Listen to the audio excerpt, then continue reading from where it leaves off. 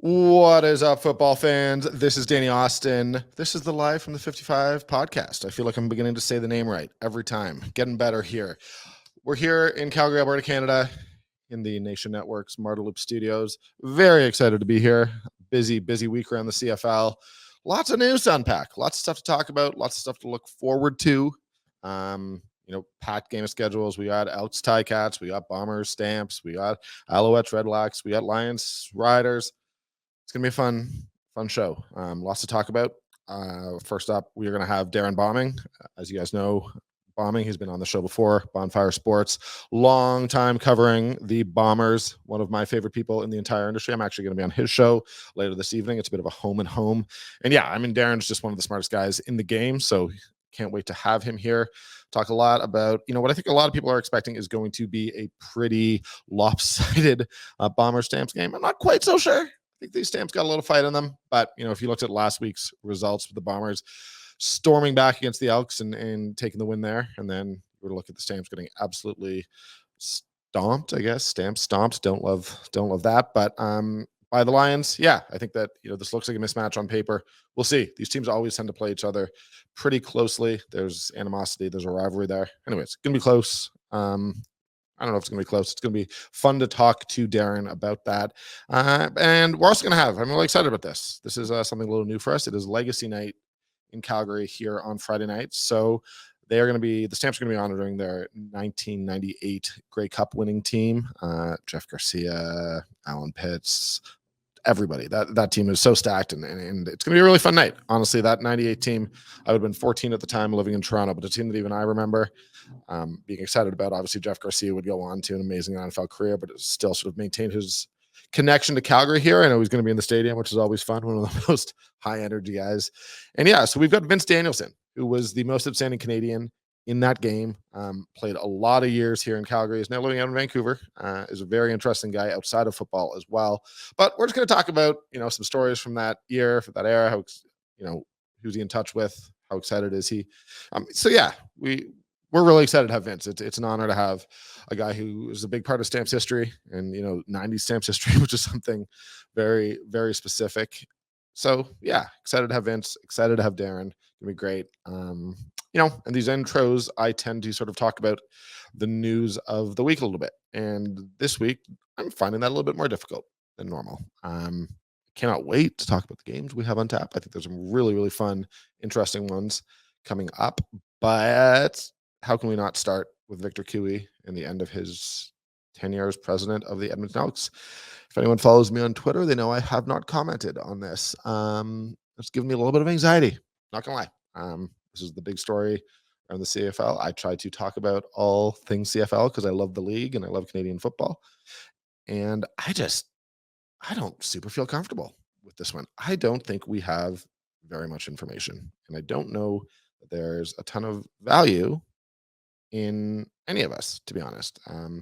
Commenting on something where we have this little information. Obviously it's 2023. Social media has sort of empowered all of us to share our opinions on everything all of the time. And maybe I am just being a little bit old school journalist here where, I don't think I should give a long opinion, but I don't know. I don't want to sound too moralistic, but I will ask the question, what do we actually know? I know that there was a lot of anger on sort of Monday night when it came out. I believe Farhan Lalji was the first to report it. I apologize if I'm wrong about that, but Farhan Lalji reported that, yes, Victor Cooey and the Edmonton Elks would be parting ways. And, Victor hasn't been in that job for very long, so that obviously came as a shock. I think Victor is a guy who built a relationship with fans across the country. I think people loved to see his enthusiasm. He was on Twitter, he was super active, had some really fun promotional ideas. Also, there were a lot of free tickets giving away. So I think that there is a sense, rightly or wrongly, that, Victor was a guy who was willing to devote himself to the league, and people are sad, and I understand that, and I'm not going to tell anybody that they're wrong. And again, I don't know anything more. But like, what do we know here? We know the Elks are 0-9. I don't really think that's on the president, to be perfectly honest with you. We know their attendance is way down, depressingly so, worryingly so. I think some of that, that's on the business side. We know, there are a couple people on social media who over the last sort of 24 hours have said things about the workplace culture. Words like toxic have been thrown around. Those aren't verified. Those aren't substantiated. I have a hard time. I don't want to be here putting those on anybody. It's not right of me to do. And we know that Victor was a really vocal advocate for the league and the team on social media. So, I understand people being upset both ways. But that's all we really know here. I don't think. Look, it is incredibly hard as a reporter to get information on sort of the board of governor president level. They don't have to give us any information they don't want to. So I don't know what we're going to find out about this, but I do know that right now, it does not feel appropriate for me to weigh in on whether Victor being Victor and the Elks parting ways, whether that's right or wrong based on information that's so limited. And I think that all of us should probably take a little bit of a deep breath. I know we're frustrated with the situation in Edmonton. I know that even football fans in Calgary, the biggest rival, they just want it to be better. We want to feel like that is a secure and safe and stable market. And, I cannot answer the question whether Victor Cooey was the right person to lead that. I just can't. And if that's disappointing, I apologize. But what I do know is that, the league, the Canadian football team, or the Canadian Football League, and the sport in general, we need the situation in Edmonton to get fixed. We need wins on the field. We need more fans in the stands. We need that community and that city to be more engaged and to have something worth rooting for and worth caring about. And that's sort of full stop for me. And I mean, if this move sets them on that path, then that's a positive. But again, I just don't feel like we have any more information. I will also say, I saw Dave Naylor tweet, and there's no one I trust more in this business than Dave Naylor. He's so locked in. He doesn't report bad information. He did tweet. He was like, this sort of makes you wonder if we're going to see private ownership. Obviously, the Elks are community owned. Obviously, that's something that a lot of people are proud of. I get that. This is something Jerry Modejong, my colleague with Post Media, wrote a story about last year and got a lot of blowback. And I think it's more and more becoming, a part of the conversation. And I don't know the economic details. I don't know, but I do want to, shout out Jerry. And this is stuff I think we're going to be monitoring this. I think the situation in Edmonton is not going away. It's not getting better soon. It's not going to get better with one win or two wins. They're 0-9. There's a long way to go on the field. I think that is the first thing that has to happen. Those improvements on the field have to happen before you begin to regain the trust of fans. I'm not a big fan of giving tickets away for free. I hope that they can rebuild that. I think it's going to take a while, and I'm going to be very curious. It's going to be something we're going to have to watch closely. What is the ownership future of these Edmonton Elks? Beyond that, I've sort of been going for about 8 minutes here. So we're going to get to Darrin and we're going to get to Vince, but I will just looking forward. Edmonton, Hamilton in Hamilton. This is the game that I feel like a lot of us are looking at and wondering if this might be the game where the Elks finally get their first win. Probably have the Ticats as the 8th best team in the league at this point. Not sure. It's just been a mess. There's been some bad luck there in Hamilton for sure. But, I saw Dylan wins back. So who knows? Ultimately, this feels like an opportunity. I liked a lot of what I saw, especially early, obviously, from the Elks against the Bombers last week. This is a fun Thursday night game. It's not that fun. It's like the 8th and 9th best team in the league. I fully understand if you want to skip it. If I had anything else to do, and I've got Jeff Hamilton from the Winnipeg Free Press in town. I know I'm going to be hanging out with him. I know Ted Wyman's coming in this weekend as well. So lots of that great Winnipeg's media culture is going to be here. So who knows? I imagine we're going to watch this game. I'm not going to tell you it's great, but there is intrigue. There are storylines. I don't know that on-field product's going to be amazing, but I'm a storyline guy. I'm a newspaper writer. So, looking forward to that. Bombers, Stampeders, as we sort of mentioned earlier. What do you say about this one? This would be a huge win for the Stamps, but this is a tough one. This Winnipeg team is beginning to look like they're locked in. You're going to need much better play from the offensive line. I don't think we're talking enough about Willie Jefferson right now just because Matthew Betts has been so good, but that guy remains, if not the best defensive end in the league. He's got to be the second best. He's amazing, and that's going to be a big challenge. Stamps just, show me something. It's time. Can't wait for that one. I will be covering it. My parents are here. So the first game in McMahon Stadium. It's going to be fun. Looking forward to showing them around the tailgate. Well, the weather's not going to be great, but hopefully it's a decent crowd. Saturday, we got Montreal at Ottawa. This is more interesting than most of us would have thought it would be, a month ago? I liked the fight that Ottawa showed against Toronto last week. I think Montreal has very much established itself as, the 4th best team in the CFL right now. But I think the Ottawa Redblacks are knocking on the door. I think that team's got a spirit that I like. If I was a Redblacks fan, after the last couple of years, which have sort of felt hopeless, even if they're not winning every game, they're going out. I'd be proud of the way they're playing it. I'd be behind it. And I don't know. I think they can knock off Montreal. They gave Toronto a good fight.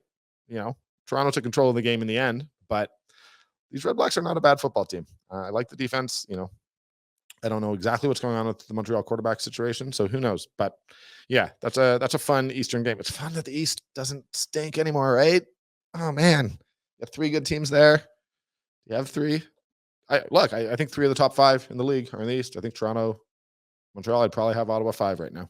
And then Sunday, August 20th, I believe that's Sunday. You got the Lions and the Saskatchewan Roughriders in Regina. After what I saw the Lions do to the Stamps, I'm definitely picking them here. But curious what happens at quarterback for the Riders. I don't know. Who knows? Who knows? I don't think anyone in their right mind is going to pick the Riders to win flat out here. But could be an interesting game. So, anyways, guys, that's it for me. We're going to get to Darrin Bauming here and then Vince Danielsen. I will also note my dad has ordered a large Fraser and Fig charcuterie board for Tuesday. We're going out to my aunt's bison ranch. So, we'll put some pictures up on social media. Make sure we celebrate Fraser and Fig. I'm definitely going to be playing trivia at Mug's Pub, I believe next Wednesday. So shout out to both of our sponsors. Shout out to you guys for listening. Please pass it on, like and subscribe. Thank you. Here we go. Darrin Bauming. Guys, what are you doing tonight? I don't know what you're doing tonight. You're probably looking for something. Guys, you got to go check out Mug's Pub. This is probably my favorite pub in the city, 1330 15th Avenue Southwest, right in the Beltline. Honestly, they do it all. I, for years, played trivia on Wednesday nights at Mug's. It's the best trivia night in the city. Other nights, they got music. They got specials every single night. Some of the best food and drink specials in the entire city are at Mug's Pub. You want wine, you want beer, you want cocktails. They got it all. Big fan of their fish and chips. They got some amazing pizza. You want to watch the game? They got TV screens. You want to just have a drink with friends? Perfect spot to do it. You want to have some food? As I said, it's delicious. Mug's Pub. We love having them as a sponsor. We love having them just down the road from us here at our studios. Check out Mug's Pub. They're the best. All right, Darrin Bauming. You've been on the show before, but for those who don't know, Bonfire Sports, Winnipeg, one of my favorite, if not my favorite. I'm not going to rank you guys, but one of my favorite people in Canadian football. You can rank me ahead of those other guys. Come on. Jamie Nye last year started doing his media rankings, which were largely designed to troll people, but and troll you, right? To troll me. I started it on top, ended at the bottom. It was like the opposite of Drake, but that's football media in Canada. It's a sliding scale all the time. Its power rankings are like day to day, not even week to week. I know. Now we got to take Baines off the board. It's crazy. Yeah. Honorable mentions. Honorable mentions. Buddy, how you doing? How's the summer been? Yeah, summer's been great. Here in Winnipeg, weather's been beautiful. Football team is far from boring. That's for sure. And there's big question marks around the hockey club as well with, a big trade involving Pierre-Luc Dubois, sending him to LA. Big questions about Connor Hellebuck and Mark Scheifele, both entering the final years of their contract, rebuilding, retooling, coaches, GMs, lots of questions. So, but all of that said and done, the atmosphere at IG Field for football games has been awesome. And the Bombers, far from boring, as I said, because this isn't just the regular powerhouse team that we have come to know over the last number of years. Danny, it's, we've seen them be susceptible this year and blow some games and even, nearly blow a game in Edmonton against the Elks last week. It's been a wild ride. So I want to start with that game, but I will say here in Calgary, we don't know anything about uncertainty regarding roster construction for the hockey club. We don't. Sure. That's unfamiliar territory for us here in Calgary. That game in Edmonton. Okay. I mostly watched it from an Elks perspective, to be honest, and I felt like them getting out to that 22-0 lead, even though they ended up, I guess, blowing it, and they ended up losing the game. I was like, wow, what a step forward for the Elks. If you're a Bombers fan, I assume you're watching it and saying, all right, well, we're pretty concerned with the way they started, but also this is what the Bombers do, is they make adjustments in game and come storming back. Like, I don't know. Is it a negative? Is it a positive? Is it a combination of both? Like, how did you interpret that game? Yeah, I mean, fans here were having nervous breakdowns, right? Because everybody knows, everybody who follows the CFL, even casually or day-to-day diehards, know how awful things are in Edmonton right now and how long that home losing streak has been. And for the team to go down 22-0 and to see the two-time reigning MOP, Zach Collaros, go down to injury at 22-0, people were pulling their hair out. People were thinking they were dreaming, pinching themselves. It was really funny this week hearing Blue Bombers head coach Mike O'Shea on his coach's show on radio here in Winnipeg. Fans calling and saying, I was having a nervous breakdown. I was, I didn't know what to do, Mike. Why did you do that to us? And Mike O'Shea, having the very unique personality that he does, said, hey, have a little faith, right? Yep. And then, exactly what Mike would say. Yeah, exactly. Right. And while that's tongue in cheek and he's having fun, right? At the same time, talking to him after the game or talking to players, they all described the sideline the same way. And that was calm, pretty composed, workmanlike was the word Mike O'Shea used. Workmanlike energy on the sideline. So I think younger players come to Winnipeg and join this team. And Kenny Lawler even talked about this, how last year in Edmonton, they'd be down 22-0 and be on the sidelines. And he'd be like, come on, guys, let's go. Let's, we got a chance here. Let's keep fighting. Energy was kind of sullen. That's not the case in Winnipeg. So Kenny comes back and sees it firsthand again. And, that's just a testament to the culture. It's the testament to the leadership. And I mean, beyond the coaches, that's leadership inside the room, the guys that put the pads on and helmets on every week. And it is a testament to that top leadership in the coaches and Mike O'Shea and really everybody in the organization that what has happened does not matter. You're 0-0 every week. You want to get to 1-0 every week. And they play quarter by quarter football. And if they're down, they don't really care. It's go out there and correct what went wrong, be better. And I think, I'll what just, good football teams do, right? Like it's what really, really good football teams do. Yeah. And when we saw what Drew Brown was eventually able to do, right? Throw for 300 yards, 4 touchdowns, no interceptions.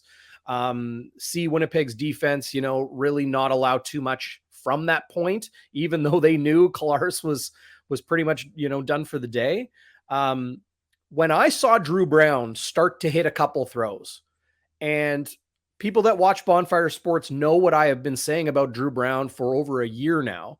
And that is, I said it a year ago, I fully expect Drew Brown to be a starter in the CFL one day, because he has shown it in games, in practices, his composure, his mettle, his, just his attitude, his air about him. Very confident, very composed for a young guy from California. And when I saw him hitting that plan for the Bombers, or can they even think that far ahead? What's that? Is he the succession plan for the Bombers, or can? Well, they're, the newspaper writers in Winnipeg this week were, asking Drew Brown and others, like, hey, that game earned you a lot of money. He is a free agent this coming off season. And we know the state of quarterbacking in the CFL on a broad scale.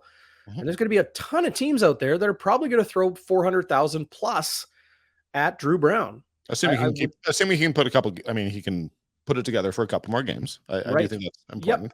Yeah, absolutely. But even if he doesn't, if he shows a flash and some teams are desperate and they feel they've got, 3/4 of a roster put together to win a Grey Cup and they're a quarterback away, maybe that'll happen. But, when I saw him start to make a couple throws, and, I think it was a 2-and-out his first series, and then he led a long drive that was capped with a field goal. At that point, like, Danny, I know you're not a betting man, but, people here in Winnipeg, like, I started making phone calls and I'm like, the Bombers are way down right now, and I think they're going to win.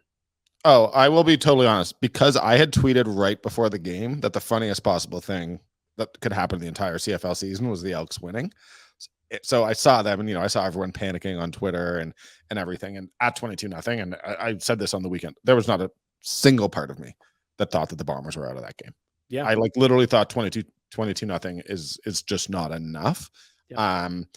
Just because I've seen, look, they beat the Lions by how much? I mean, more than 22. So you give them the time, and I fully believe they were going to do it. And I contrast that, and people in Calgary won't love me saying this, but I contrast that with the Stampeders, where they were down 17-0 at the end of the first quarter against the Lions, and I knew that game was done. But the Lions are a good football team. They're a sound football team with good quarterbacking and very talented defense and good coaching. Edmonton, on the other hand, is not. So despite it being 22-0 or 22-3, whatever, at that point, when I knew the quarterbacking was at a good level without Zach Collaros in Edmonton, I had full confidence Winnipeg was going to be able to win because of just the dysfunction we've seen from Edmonton all season. I knew they weren't going to be able to hang on and hang in against Winnipeg almost no matter what. It would have required some magic from Trey Ford. I saw enough from Trey Ford in that game that I thought, okay, this is the guy you have to ride with, and there may be 100%. some ups and downs. And this is a point that I try to make on my podcast. With young quarterbacks, you have to ride the ups and downs. It's not going to be smooth sailing the whole time, and I think we forget that. And I think, look, I loved what I saw. I liked what I saw from Trey Ford and thought that was a step forward, to the point where I'm like, if the Stampeders don't improve, suddenly Labor Day is a little bit more interesting than I thought it might be. Well, and if I can croquet shot that into another point, it is the health of Zach Collaros, and did not practice. The next question I was going to ask. I don't want anyone thinking I wasn't going to ask that question. Well, of course, right? Of course. Yeah. Widely regarded as the top player in the league today. Did not practice on Monday or Tuesday. Today's practice, Wednesday, was closed. So he was said to not practice either. So that leaves us wondering, should he play? Will he play? No determination from the football club, as is standard procedure here in Winnipeg. He may even be on the depth chart when it comes out on Thursday ahead of Friday's game in Calgary, right? And a game time decision and that sort of thing. I personally, like my take, okay, if I can put my GM or my head coach hat on, as I sometimes do, what would I do right now? Well, you got the Stampeders for Winnipeg. They are then home to Montreal, and then they have the Labor Day Classic and the Banjo Bowl home and home series with the Saskatchewan Roughriders. I would not rush Zach Collaros back in any way, shape, or form. You're 7-2. You don't have to if you're the Bombers. You do not have to. It is a 2-horse race in the West Division. And beating the Stampeders, like, it doesn't get you the season series. Like, the Stamps are not going to catch the Bombers in the standings. Yep. There's no real reason, unless Zach, I mean, if he has a clean bill of health, sure, like, put him in. But it's a neck injury. That is officially what it's listed on the injury report. Now, that can mean concussion. Not saying it does, but neck injuries, whiplash, that is a concussion, medically speaking. But, it could be a strain, it could be a bruise, it could be a contusion. We don't know. But it is a neck injury. And when it comes to that part of the body, I think you want to be incredibly careful. And if you can, be preventative, be cautious. And Winnipeg has that luxury right now. And, maybe things would be different if they were, not left with an option that we know can help them win football games. Drew Brown won as a starter late last season in BC. He took over from Zach Collaros early last season in a game and led a touchdown drive in a victory. And then, he mounted the second biggest comeback in Winnipeg Blue Bombers franchise history, down 22-0 last week in Edmonton. He can win. The rest of the team is pretty dang healthy, and they're kind of clicking on all cylinders right now. If I want to nitpick, maybe I'll talk about the defense, but things are really, really good right now for Winnipeg to ride with Drew Brown as their number one quarterback.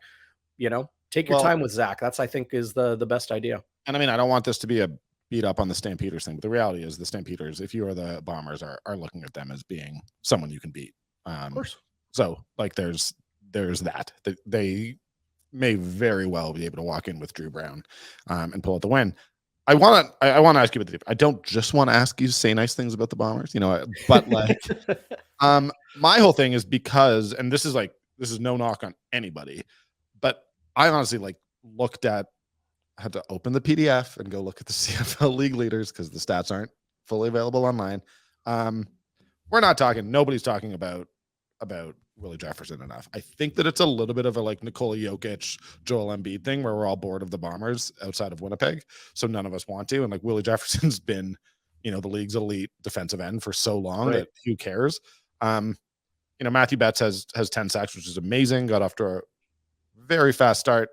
But like Willie Jefferson has 8. It's not like this guy. And last year, if I'm not mistaken, like he didn't have the most sacks last year. He did everything else. I'm not saying last year was a down year, but I mean, Willie Jefferson is putting himself in, certainly most outstanding defensive player conversation. And I mean, if we don't see, I don't know that there's a quarterback right now who's running away with MOP. I'd be willing to consider him if he finishes. I don't know. I don't know what exactly I'm trying to say other than like Willie Jefferson, pretty good, eh? Yeah.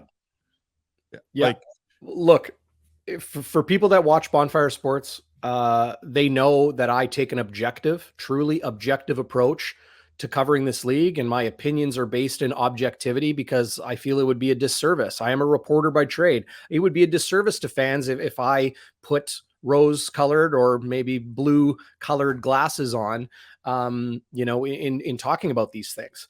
I am of the firm belief that Willie Jefferson is the single best player, quarterback or not, in the Canadian Football League today.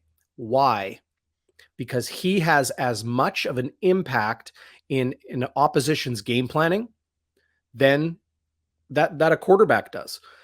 Willie Jefferson is right on Matthew Betts' tail with 8 sacks, just 2 behind him, but he also leads the league in pass knockdowns, right? And that is a whole group of defensive backs involved in that as well. And then there's just this one guy, 6'7" Willie Jefferson playing defensive end. Is he more impactful when Jackson Jeffcoat is the other bookend on the Blue Bombers defensive line? Absolutely, because they can't purely focus on him. But coaches I've spoken to, players I've spoken to, you need to know where number 5 is on the field at all times because his athletic makeup, his talent, and his ability to make game-breaking plays is always there. And I really, really believe that a quarterback-centric perspective on best player in the league isn't entirely fair. I understand they are the most important player on the field. It's the most important position in football. No question. Every play starts with the ball in the quarterback's hands.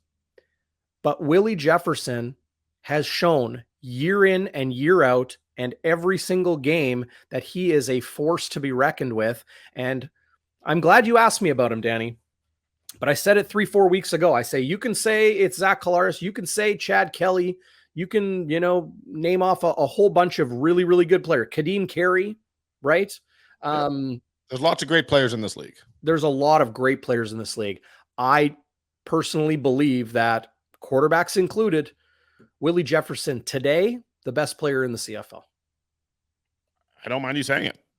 I don't have a counter argument. I think that the MOP discussion as it comes to defensive players is always difficult because there's an award for defensive players. So, who am I looking at MOP right now? It is pretty much quarterbacks. Like to be honest, it is either Chad Kelly or Zach Collaros. But to be perfectly honest with you, after what I saw of Vernon Adams due to the Stamps last week, and I really only think he's had one bad game. If he stays healthy and keeps doing it, Vernon Adams is going to be right in that conversation for me. Well, Vernon Adams had one really bad game. Right? Yeah. 6 picks is a glaring one, but hey, everybody has a bad day at the office. Zach Collaros has them. Chad Kelly has them. Willie Jefferson has them. And Farhan made this argument where he was like, there is this narrative about Vernon Adams based on one bad game here and there that like actually does not, it betrays his consistency. And I actually do think by and large, I think that particularly this year where we're seeing he's not stepping in for Nathan Rourke and trying to lead a team that doesn't really have a system that's fully designed for him. Like we're seeing what Rick Campbell, what a coach that guy is. I think that he's not getting the credit he deserves for that team. But I really do think Vernon has to be in the conversation. But I also think like we are more than most seasons. Like by this time last year, I guess we had a Nathan Rourke versus Zach Collaros argument, but like I think Nathan was pretty close to getting hurt around this time, and it became pretty clear that Zach was going to be the MOP. Right. This year, I'm not sure I have anywhere close to an answer. I'm pretty sure I have a rookie answer. I'm pretty sure it's Austin Mack, but I'm not even entirely sure if he's a rookie. Yeah. I don't actually know. Anyways, that was just my little side tangent. Well, just to put a cap on it, like when Solomon Elimimian won CFL MOP handful of years ago, that was my first year, I think, voting for the awards. And I was elated when he won. But I am certain that he would not have won had his tackle number been a record-breaking amount. Like, what was it, 140 something? It was crazy. If that number wasn't just astronomical, I don't know if he would have gotten the same level of support for the league's most outstanding player. So for someone like Willie Jefferson or, other linebackers, defensive ends that have these type of impacts on games, I wonder if those numbers not being there would still indicate widespread acceptance that a defensive player can be an MOP league wide. Well, and that extends to actually other awards. I mean, I remember Trey Roberson had an incredible start. I believe it was the 2019 season. And I called up Davis Sanchez and I said, like, hey man, like what would actually have to happen for a DB to win most outstanding defensive player? And he was like, they would have to shatter the interception record. He was like, why? He was like, because D-line and linebackers are just, they put their bodies on the line. They're involved in every play, every They're snap. at the front of attack, right? Exactly. A DB has to have the ball thrown in their direction, right? Exactly. But Jovan Johnson did it here in Winnipeg. And I think, chipping in on special teams probably helped him quite a bit. But as a cover corner with the Winnipeg Blue Bombers, that first iteration of the Swaggerville defense that, went to the Grey Cup in 2011, Jovan Johnson was the most outstanding defensive player in the CFL. Is he the only DB to win it? I think he might be. I think so. Yeah. I'm not entirely sure. And I can't even remember his numbers offhand. That was my first year covering the team, was 2011. I think it was 2011 he won it, maybe 2010. Either way, him, Jonathan Hefney, Clint Kent. There was a lot of really good defensive backs in that backfield. So I don't think quarterbacks were able to sway away from him or throw away from him, that often. But here's the thing, Danny, and I know we've kind of gone on this, but DBs in football, like you got Jalen Ramsey and you got some of these, Deion Sanders, all these big flashy names in the NFL. They do a very good job at drawing attention to those guys. Darrell Revis Island, all of that marketing push that they get. In the CFL, some of the best defensive players in the league, some of the best DBs, the best DBs, nobody talks about them because the ball isn't thrown in their direction. So when you have Dietrich Nichols or Richard Leonard a few years ago, or there was a handful of guys, people just don't talk about them because their numbers are on the stat sheet. But like Dietrich Nichols here in Winnipeg has been a top 10 player in the league. I'm firmly with that, and I mean, no talk. No real shine on those guys. But it was a goal of mine when I took over covering the team and sort of got a better sort of understanding of the league of football, was to highlight, and my job's with the Stampeders, obviously, but was to try to highlight the DBs a little bit more. Yeah. Not necessarily the Stampeders this year so far, but Trey Roberson a couple of years ago, like you were saying. I mean, and look, Jonathan Moxley's been great. Like there's been lots of, trust me, there's been lots of great Stampeders DBs over. We're not that far removed from them being the dominant team in the league, but it's 100%. I mean, look, we love receivers who put up big numbers, occasionally running backs, and then quarterbacks in this league. That's the reality. And that's all of us need to do. Those of us who are left covering the league probably need to do a better job with that.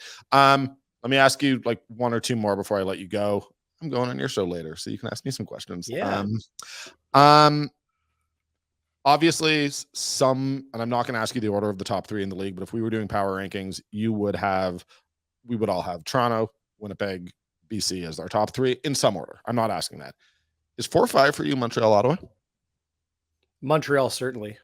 Yeah. Certainly. I would even put Montreal right now, just from what I've seen from them. I'd put them in that. I'd put them right at the precipice of that top tier. Like they're almost on a tier on their own.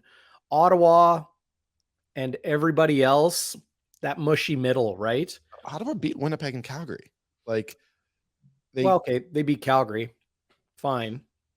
But they're doing, I'm not too crazy about Ottawa's defense.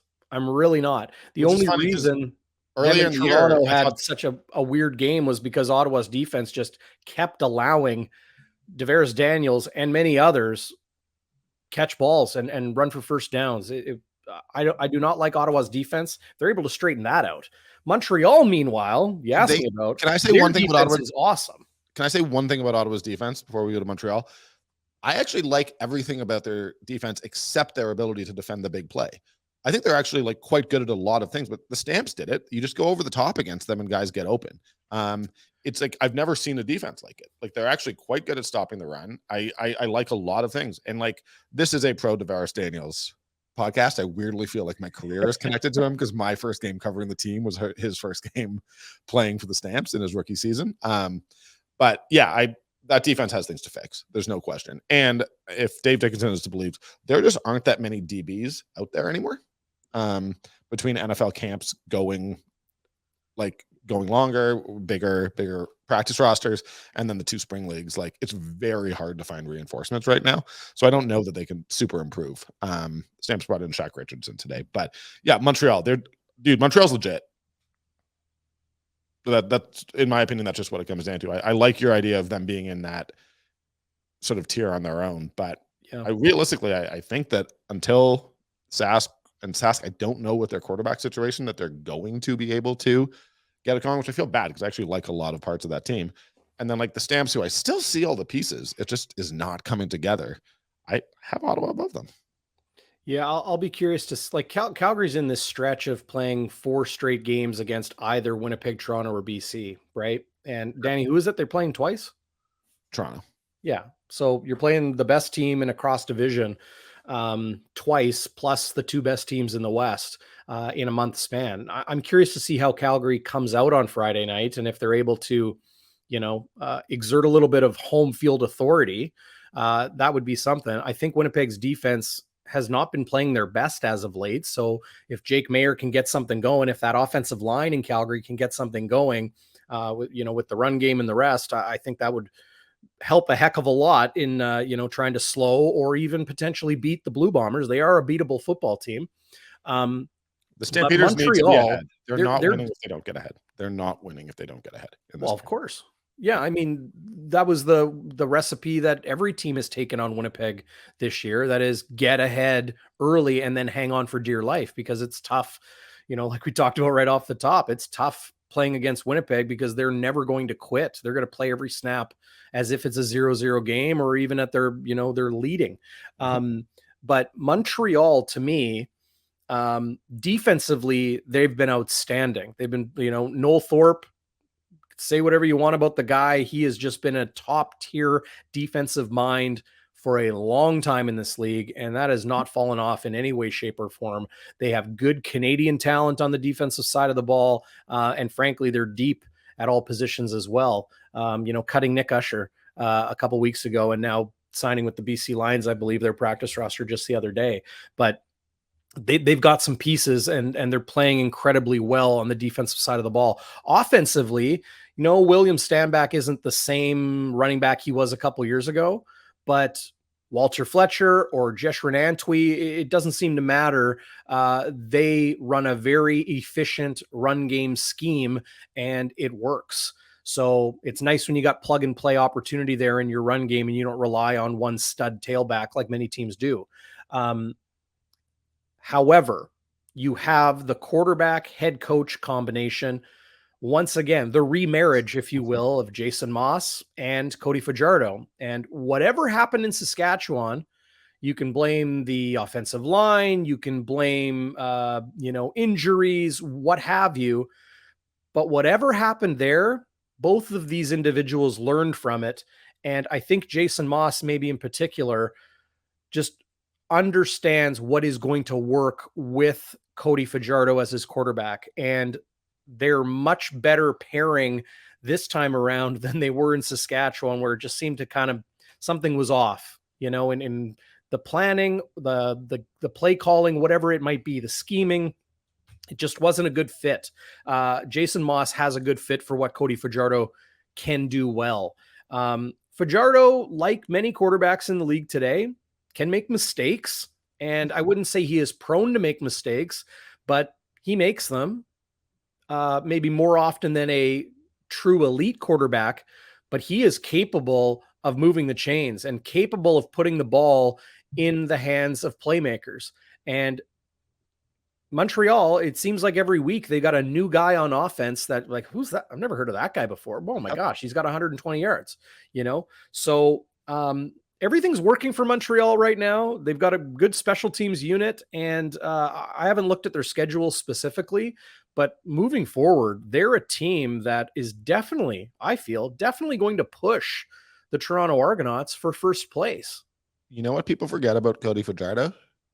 He took them to 2 West Finals, and in what it would have been 2019, I believe that's the one that I drove to Regina to watch. They were within a play of beating the Bombers. Like, they were down on the goal line. I'm not saying other stuff could have happened, but like, that was a close game. And 2021, they were up on the Bombers in the first half. That game was at IG Field, and it was a cold day, and there was a ton of takeaways from Jason Shiver's Rough Riders defense. And that was a game that was very close as well. Saskatchewan had some good teams. That's why I think, Dickinson and O'Day are in the final year of their contract right now. Yeah. All right, man. Well, this has been great. I'm going to be seeing, I'm excited. I got both Ted and Jeff in town, as well as my parents. So it's not going to be like your typical, bro out, but it's going to be exciting. We haven't had many traveling reporters in town all season, so it's going to be really fun to see them. I wish you were here, but either way, man, this has been great. I can't wait to talk to you in like 2 hours. Yeah. So, man, thanks so much for having me. Or no, not thanks so much for having me. Thanks so much for coming on my show. I'm talking as if I'm the guest we can here. exchange that. We'll reverse that later. Yes. Okay. We're not going to edit this out. So, but honestly, man, you're the best. Thank you so much for making the time. No, I appreciate it. I got to show my t-shirt off. Winnipeg, Alberta.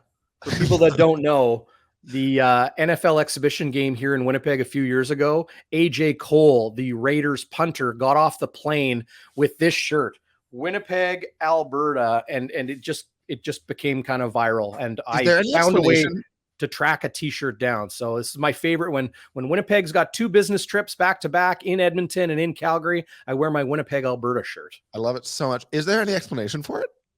I think it was honestly just like an overseas mistake. And I don't even know what the skyline is. Is that is the Winnipeg skyline? That is the Winnipeg skyline. It's so funny. Those are legit landmarks. That's so funny. Thank you for showing that. I should have asked you about that shirt.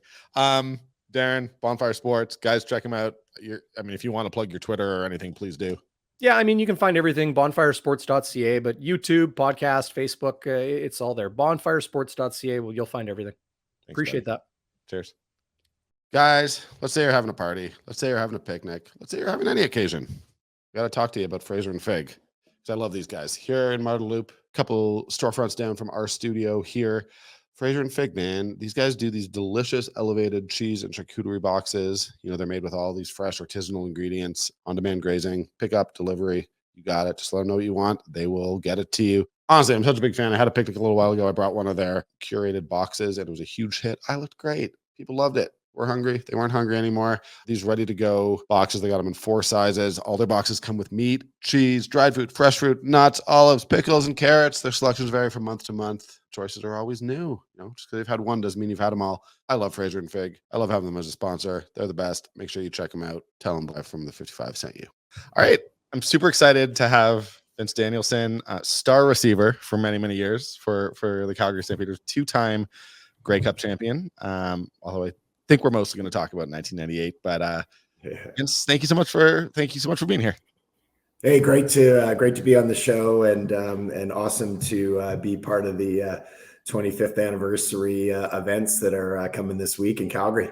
So I know you're on vacation with the family. Are you cutting the vacation short to come to Calgary for this, or was it planned around it? Yeah, I am actually, and just when we had planned it, we didn't know about the events, and then they came on. But yeah, I wouldn't miss it. Cutting it short, but I'm bringing my son. He's 14 years old, so him and I are going to fly out from Vancouver Island into Calgary and kind of enjoy it together, which I think is pretty special. Yeah, that is special. Is that one of those things? I mean, I'm sure he is aware of your life as a professional athlete, but you often hear people talk about their kids, and their kids might have missed them as an athlete. So is this kind of a cool chance for him to actually kind of realize what you accomplished? Yeah, I remember, at practicing games, I'd see a lot of the guys that had young kids, and I didn't at the time. Until post my career. So, I always look back and go, oh, it'd be so good if, the kids were in the locker room and could see it. And, but with Cole and then my daughter, Maya, I was able to get them in because I had a charity program called Every Yard Counts, which is a cancer program for kids with cancer. So they were always part of hosting, and I was able to bring them into the locker room, and we would bring the kids down. So they've been part of it. But this will be really unique, I think, because, Cole will be able to meet some of the players I played with that I've talked about. And he's now playing football in Vancouver and in tackle football. So I think it'll be a really cool experience. I got to ask, when was the last time this many of you guys from that sort of era or that team would have gotten together? I can't imagine it happens super often. No, I would say none at all. Really, besides me seeing Jeff Garcia here and there, and seeing some of the other guys at maybe some events in town, alumni events. Nothing that's really brought a bigger group together. And so, yeah, I'm thankful the Stamps are, looking back at the history and doing these things. I think it's really important for the fans. But we get the benefit of seeing each other. And when you win a championship, it's a really special group. People think, oh, it's just a championship, but those characters on that team and the people you're with, the bond is just deeper than any other team you play on. So I think it's going to be really great to be able to see some of the people I haven't seen in 25 years. Some of them. That's amazing, isn't it? It is. In 1998, so I've got a bunch of questions, but I asked Dave Dickinson about bringing the group back together, and what he said is that what people will forget is the amount of pressure that was on that team going into the season. What do you remember about that? Because there's a sense, looking back at sort of the 90s Stamps team, that there could have been a few more championships there. When you guys were going in, was it as championship or bust as some might think it was? Yeah, the pressure was huge. I mean, I came to the team in 1994, my rookie year. Jeff Garcia and I came the same year, and Jay McNeil and a bunch of the guys that were on the 98 team. In 1990, it's a great group. It is. In 1993, they had lost the West Final, and that was a brutal loss. In 94, we went back and we were 50-3. We lose the West Final to an 8-10 BC Lion team, right? 95, we're 50-3 again. You go back to the Grey Cup in Saskatchewan, and we lose to Baltimore. And then 96, we have the West Final at home, and we lose it. By 97, some of the people had moved on, and we had actually lost in the Western semifinal. So, and if you really think about that period of time, from 91, 92 that they were in the Cup, won it in 92, there was a lot of great opportunities in there to put together 2 to 3 Grey Cup wins in a row.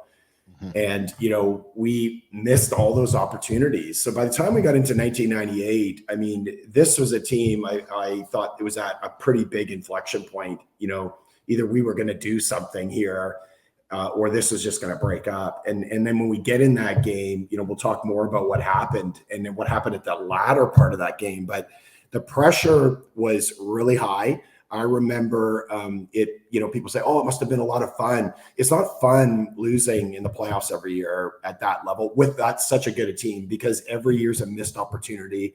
And in sports where you only get so many, you really feel that shit, this might not ever come back, to us. So Dave is right. We were definitely coming in and had to do something. It's something I started covering the Stampeders in 2016. So they lost the Grey Cup in 16. They lost in 17, and they would never say it to us media people, but I've spoken to guys on the 2018 team, which did win the Grey Cup, and they just said like they were pretty much done if they'd lost that Grey Cup game. It was just there was so much pressure, there was so much regret, and they were like we would have had to have gone and just played somewhere else at the very least because our group was so like there was trauma basically associated with it. And I think that makes it more impressive being able to come back and actually get over the line, right? Yeah, a good word is trauma. Like anytime that you love something so deeply, that doesn't go right and you're so deeply involved there's a scar in your psyche as a player, and that scar can be used as a good healing for goodness, or it can actually take teams down and it can become a chronic mental issue that happens within teams. And sometimes you got to break those teams up to be able to like refresh it because you just can't get over, that hump. And I always say to people, it's sometimes better not even being there. It's easier being a crappy team because there's no or a mediocre team because there's no real expectation and people know that you don't have the pieces. But when you're a good team, you have to produce. And I think that's what all the guys going into 1998. I mean, I think we realized that like this team wasn't going to be around a long time together, and the time was now. Yeah, it wasn't easy though. I mean, you mentioned it. Like, can you describe the closing minutes of that Grey Cup game for me?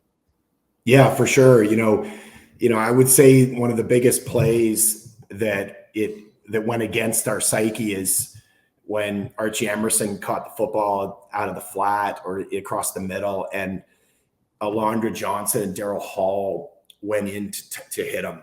And these guys were tough guys, and he sidestepped and they both collided and basically knocked each other out. I mean, if you watch them, the bodies hit and they just landed on the turf. And I remember, and then he went right down the sidelines to like the 2-yard line. And that was going to put them up ahead of us, that touchdown. So I can remember looking at those two guys in the field going, holy crap, these are our guys. Yeah, they're both on their backs. Yeah. And both those guys, I don't know how they did it. They got up and probably pretty happy they never had to go back in again that game. But, I can remember being like, there's that whole thing of like, oh no, it's not going to happen again, is it? Yeah. And when that momentum shifts, so then they score and we get the ball back, and whether we had a minute or 48 seconds, I don't know what we had, but I remember walking on the field, and if people tell you that you don't think of the past, you get it out of your head fast when you get out of that huddle. But when you're walking out there, you're realizing that like, this is it. And we have to turn it. And Jeff came in the huddle at that time. And I remember him saying, let's just get this done. And that drive, I will say, was a drive that felt so fluid. And it was almost like everyone just did their job. There was no really big plays on that drive. There were just, Jeff went for a run, hit Kelvin out of the backfield, hit a little hitch with Alan Pitts across the middle.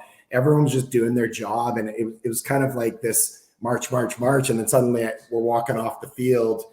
And I can remember Alan Pitts beside me walking, and Wally saying, good job, And Alan says, it's our time. And then we went to the back, and I remember, I think Jeff and Jeff couldn't even look. He was looking the other way. And I don't even think I looked when Mark kicked it through, and then mayhem happened. But, and that's what happens. You got to get over that momentum. You got to get rid of your psyche. Then you go in and you're like, look, like, let's just do our jobs together. There's a calmness. And then you just move, and it's kind of it's a beautiful experience to be part of. And then Mark hits that field goal, and it was mayhem and exciting, right? It's sort of amazing though, you describing that fluidity, and all the work there has to be so much work that goes into it being that fluid, and having that confidence to kind of just march upfield. And then you describe, one of the great players in CFL history, Jeff Garcia, not being able to watch, the field goal. It really emphasizes the pressure and like just the anxiety of that moment a little bit. Once you do your job, you're right. It's left up to, Mark and the team that's snapping the ball, and Dave Dickinson was holding it, and, it's left up to them. And, there is a feeling that you're in the position, but being in that position, you still have to kind of make it roll. And, it was great for Mark. He had lost his father, a couple of weeks earlier, and he was at his hometown in Winnipeg. And, there sometimes, life doesn't always go proper, as we all know. I was telling my daughter this morning, like more times than not, tougher things happen. And then those things happen and that are these silver linings that have a great story behind it. And then you never forget that. And it helps you build in other parts of your life as you look for positivity, right? Is that one of those things that you look back on and think like football did a great job teaching you that lesson? Yeah, for sure. At the start of it, football meant a lot in my life. It was, I had cancer at 15 years old and I was on my deathbed, and football, getting back on the field in grade 11, football was one of my biggest purposes of surviving. It's crazy. People think, oh no, it's got to be about surviving.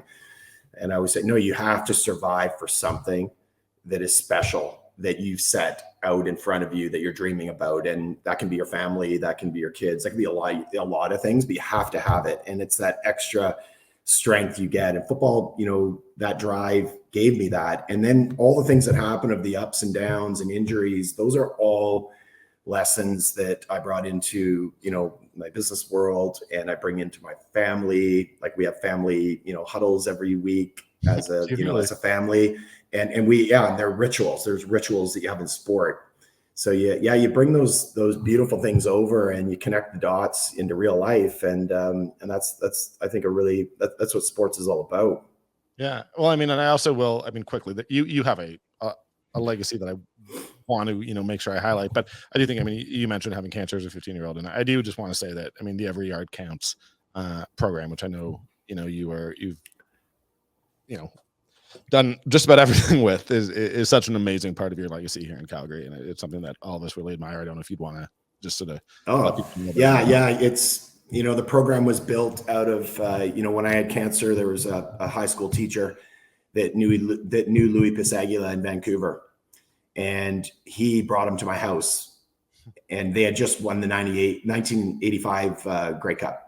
And this was 86, and he brought his ring, and we have a picture together, and he came to my living room, and here I am, thinking about wanting to get back on the field. And this guy took time out of his day to do that. And so that experience I had with Louis is the reason I started the program, because I thought, well, if it could impact me, why don't we just get kids to the games, and then I could tour them in the locker room and the players could meet them. And so back in about 1997, we started, Every Yard Counts. And it was, it's funny, you never know as an athlete where that moment will be, whether you're signing an autograph or going to a house. And, what Louis did created this legacy that then went into me. And in one of the second preseason game, my rookie year, we played the Lions, and he was still playing, of course, right? So I was able to walk across the field and be like, hey, Louis, do you remember me? And he's like, oh, I totally remember you, because I never visited houses. And he was also from East Vancouver too. Yeah, he's like, I never visited anyone's house, like hardly ever. And he's like, but you were East Van kid.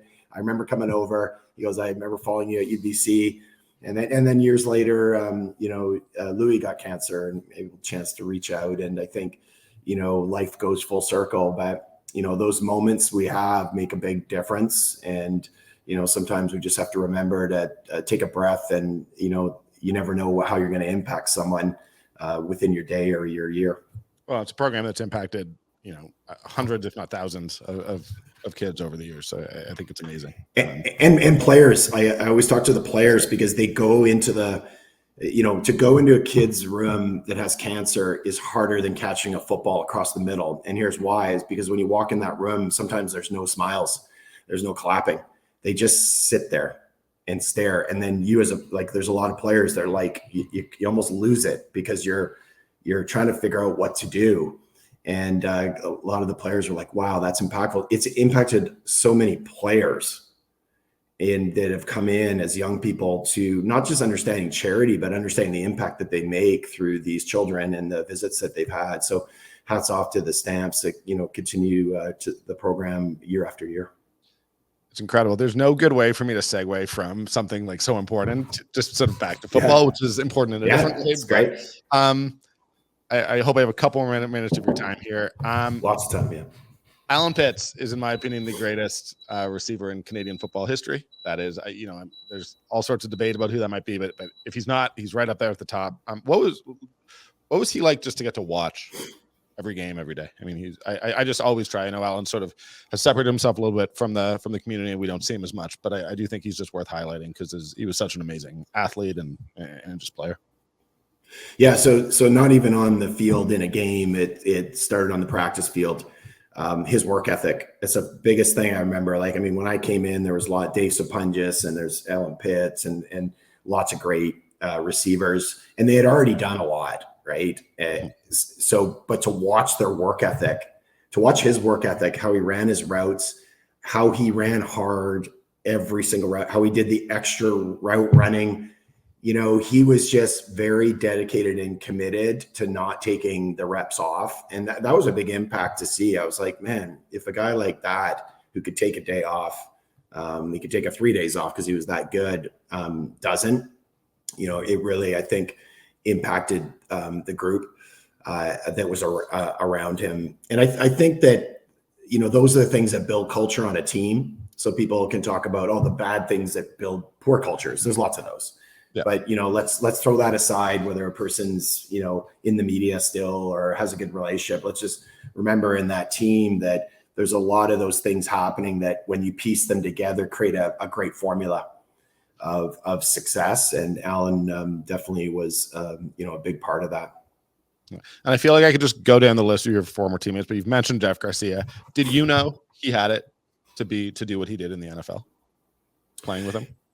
Yeah, not at the start. I mean, I think that when Jeff came in, he had to battle to get that third string spot, and we were down in playing the Sacramento Gold Miners that the year that they had the U.S. teams, and he got I think he got 2 drives in the fourth quarter, and he was competing against this other guy that actually I was having a better camp than him. And so, Jeff went in and, the footballs were quite large. Remember the old CFL balls? I mean, remember not, having even a chance to throw one of those things was different. But he came in, I remember he threw a touchdown pass and he took advantage of that opportunity. And then boom, he got the third string spot. And then the same when Doug Flutie goes down before Labor Day in 1995, Jeff, suddenly here's a guy that's, but still he's never played on our field. So we walked in the game going, well, I don't know how this is going to go. Well, he throws 7 touchdown passes in that game. So, it's Jeff's a guy. Performances in CFL history. It's amazing. Yeah. Yeah, it's amazing. And for a guy to take advantage of that had limited experience in the pros and then taking over for Flutie, which is brutally hard to step into those shoes and do it in a bit of a different way. I think, if the Jeff Garcia story, that happened in high school, those quick moments he made plays happened playing University of Stanford when Bill Walsh was coaching, having a great game against them in homecoming, not winning, but Bill Walsh remembering that game when he got it and giving him a chance down in the Niners and then jumping into the NFL. So he's a guy that's people put him down and that's what stands him up. And all these quarterbacks that we had a chance to play with, whether it's Dave Dickinson, Jeff Garcia, Henry Burris, all of these guys, yes, they were skilled quarterbacks, but they all had very different personalities and different stories.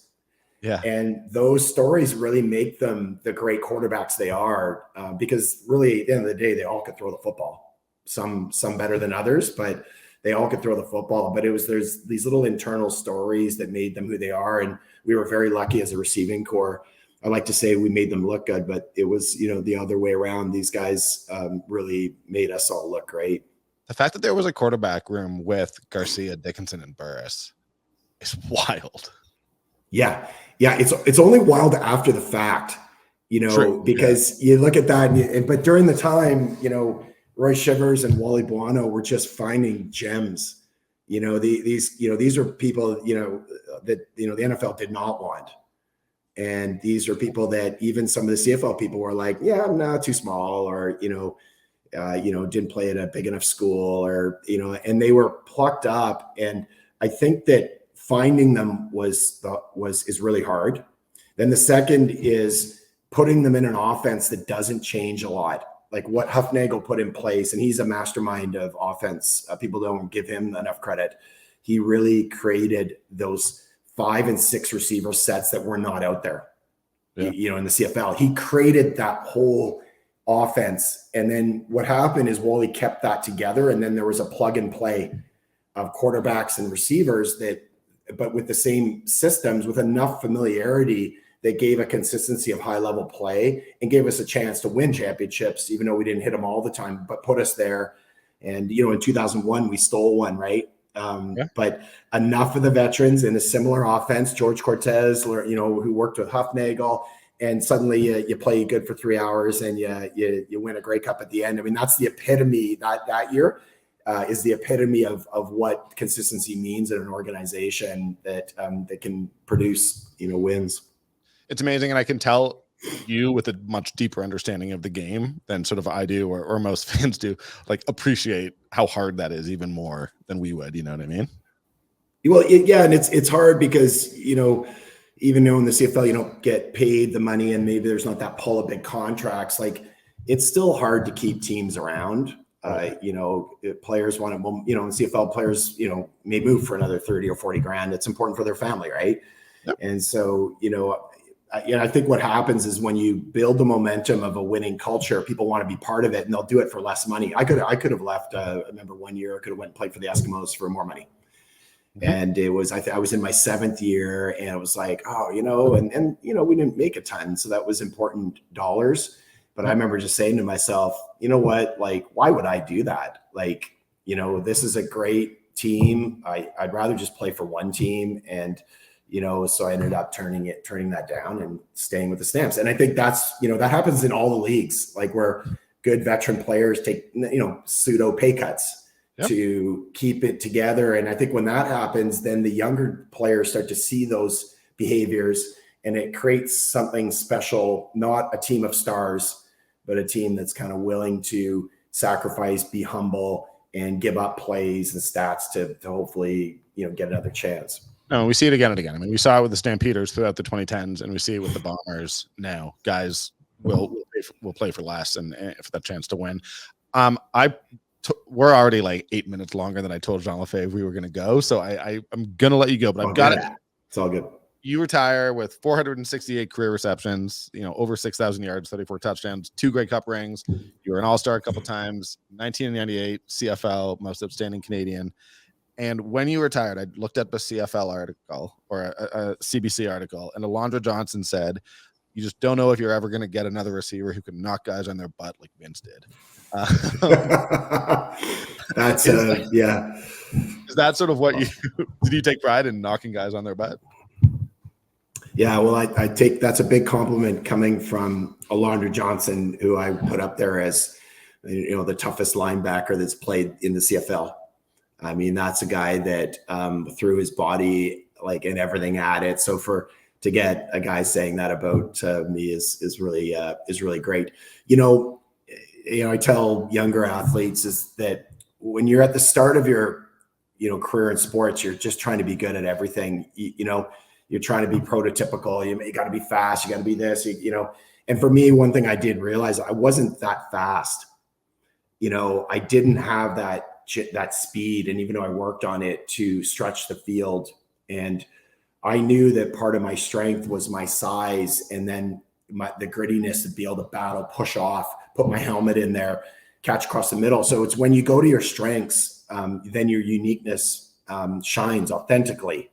When you go away from your strength and you try to be like everyone else, you suddenly cannot be special. I couldn't be Alan Pitts. I could not run routes like him. I couldn't be Terry Vaughn. Did not have the speed. I couldn't be Mark Boerter. Didn't have that jets. But I could be who I am. And that was being tough, hitting people, even running routes where I get a penalty, but knocking someone on their ass and then catching the ball, get a flag. Who cares? You know, that's part of what it is. And, I'm with, again, Alondra saying that it's a big compliment and something that definitely you got to hang your hat on, and teaches you the rest of your life. You know, be unique to who you are and know your own strengths.